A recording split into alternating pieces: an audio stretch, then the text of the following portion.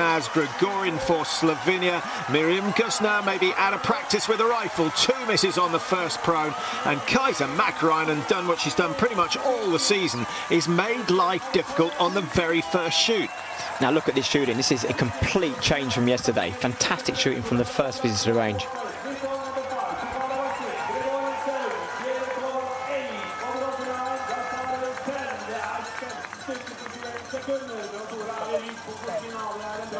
So there you see the standings. Kuzmina, Berger, Shimarenko, Domrasheva, Guizdon, all the big names are up there in the top 6, and a very exciting race coming up. First shoot completed in the women's mass start. This is the penultimate mass start of the season. They'll have another one at the final stage when they head to Khanty-Mansiysk, which holds the World Cup finals yet again. But 2 rounds of the World Cup in Russia this year, because of course we've got the pre-Olympic Test World Cup coming up, and that's where they head pretty much as soon as they finish this race.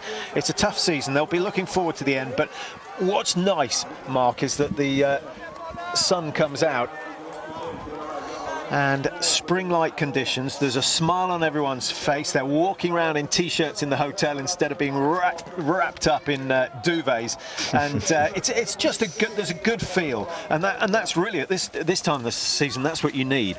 Yeah, this end of the season, it's a great feeling. You know that all your hard work's nearly coming to an end, and you're looking forward to what comes after the season. The sun's coming back, you got better light. It's really a good place. Seeing half the field there, 17 out of the 30 shot clear, and a complete change from yesterday.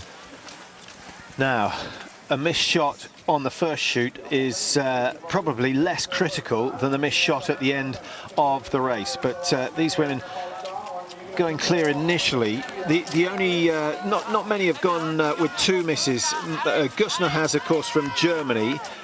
We've got Pamfilova of Ukraine who missed 2. Fanny Horn of Norway has missed 2 as well. Everyone else only incurring 1 penalty. So really, we've still got 27 women in this race, in with a shout of winning the day. And this is what makes it so exciting, because everyone started together. There's hardly anything at the shooting range. You can see who is in first place. It's a great race. Via Shimarenko there at the back of the field, number 27 going through, that's Tyril Eckhoff. Eckhoff, a name that's been around in Norwegian biathlon for a long time, of course. Stian Eckhoff, one of the top men. I must say I'm quite impressed with Shelland, who's taken on coaching duties. Nice to see a former athlete perhaps retiring a little bit earlier than he needed to, but getting straight back into the coaching. And he seems to have a really good rapport with the women. Yeah, he's very relaxed and very laid back as a guy. I think he brings the best out of the girls. He's the right person for them. And this is really critical to get this good team spirit that they seem to have. Well, welcome if you've just joined us here in Oslo. We're well into the women's pursuit now. Another move from Daria Domrasheva as she comes through, just ups the pace. Mark picking out the difference between the 2 techniques. Yeah, Domrasheva just powering up the hill, doing a skate 2, and everyone behind has gone into a climbing technique, which is a slightly faster gear, but she just has the ability to power over the top there.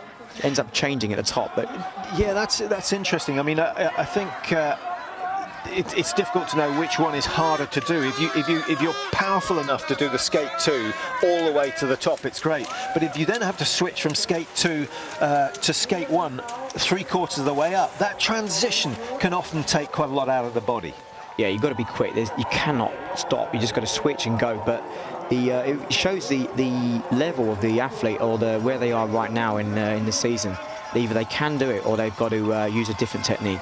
Well, you can see Domrasheva there. I'm a firm believer that the skate 2 employs more muscle groups than the skate 1, and brings your buttocks into play, essentially, the glutes, which are the biggest muscle in the body. And if you can get some power out of them, but you have to stand quite nice and upright like Domrasheva does. If you're leaning forward, you've effectively taken those muscles out of play. So lots of technique to work on, and that's what's so fascinating about cross-country, or the skating side of cross-country skiing, is it was only introduced in 1985, and it wasn't really until 1990 that the current techniques were established, and so still relatively young. And plenty of opportunity for playing around. Rather than buying a book, you go out and experiment. It's a very unnatural technique, so it will be developed, and we'll see even faster skiing as the years go on. So from 30 on the range for the first shoot, we're down to the top 6, and all of them very quick over the snow. Berger, Vita Shimirenko's had a great season. Domracheva, you know all about, the world champion in this discipline. Gwizdon, Kuzmina, and of course Sukalova. First miss goes to Poland and the Czech Republic. 6 nations in the top 6. That's great news for the sport. Tora Berger, 4 out of 4, 5 out of 5. And once again, she's giving the crowd what they came to see. Great shooting. Nice to see Vita Shimirenko go. So from 6, we're down to 2.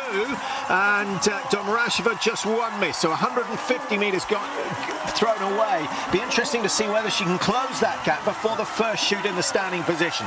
Now, can anyone from the second group go 5 with 5 and move up into the top 4 positions?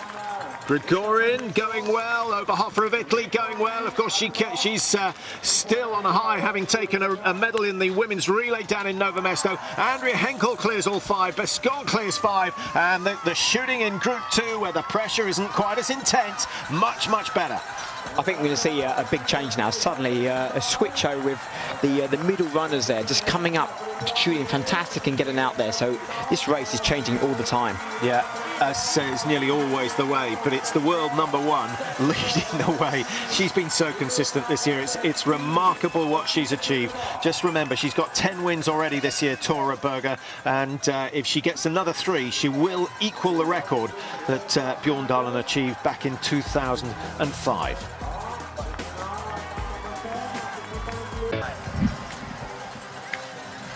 Well, a brilliant day here in Oslo and a brilliant race developing in the women's mass start. No surprise to see Tora Berger leading the way. Just totally amazed with how consistent she's been.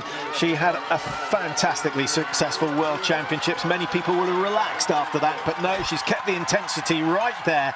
And part of her secret is that she can switch off from the situation. She can get away from her fame and from the wealth that she's built up, and she seems totally unaffected by her success. It doesn't seem to get to her. She just keeps winning, and she's so good in the shooting range that she has this ability to switch to a new place and completely close out the rest of the world. Well, in doing so, she puts pressure on some of the big names. Domracheva just going through. She's recovered quickly, actually, Domracheva. She had a penalty loop, as did Sukalova on the last shoot. Is Tora Berger going to produce another clear shoot? I think now, Mark, it's 10 times she's shot clear on the last shoot in a head-to-head race this season. No one else has got anywhere near that sort of record. So if you're competing against her, you've almost got to say, right, I've got to be 20 seconds ahead of her before I come in for the last shoot. And therefore, the pressure is on everyone else. Yeah, I think that if you start thinking like that, and you know that if you do have to go head-to-head with Tora Berger in the last shoot, then that will somehow affect you, because you know that you've got bad odds. She is so consistent that you just do not want to go on a head-to-head shoot with her. Domracheva from 25 to 19 seconds. She's made a little bit of ground. She needs to get close enough to hit the firing point before Berger and Shimirenko complete their shoot, because that's how she'll put pressure on the leaders. Sukalova 28, she's not gaining, and behind her Grigorin having a good race. Grigorin, that's great news for her. 2 Ukrainians in the top 7. Pegdrushna, the sprint champion, in 7th. Bescon of France.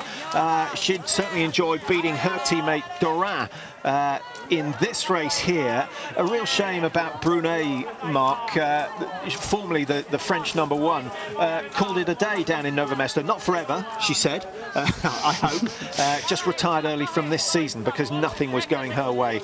And I wonder whether she's got one of these sort of fatigue syndromes that just don't allow you to do the training and the racing.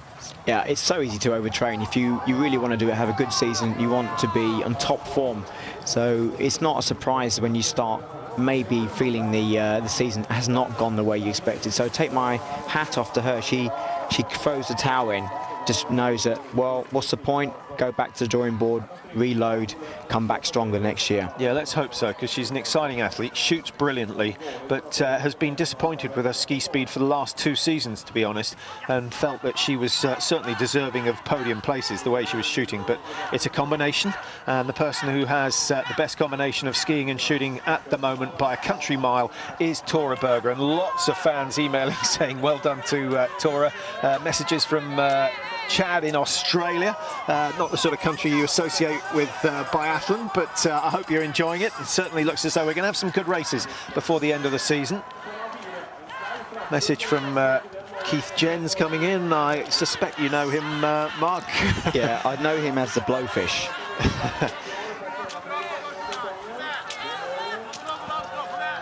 And Kathy saying, why aren't there any Danes in the biathlon races? Well, we haven't got any Brits in this one, and we seldom, I can't think of a time we've had a Brit in a mass start, because you've got to be in the top 30 of the World Cup standings.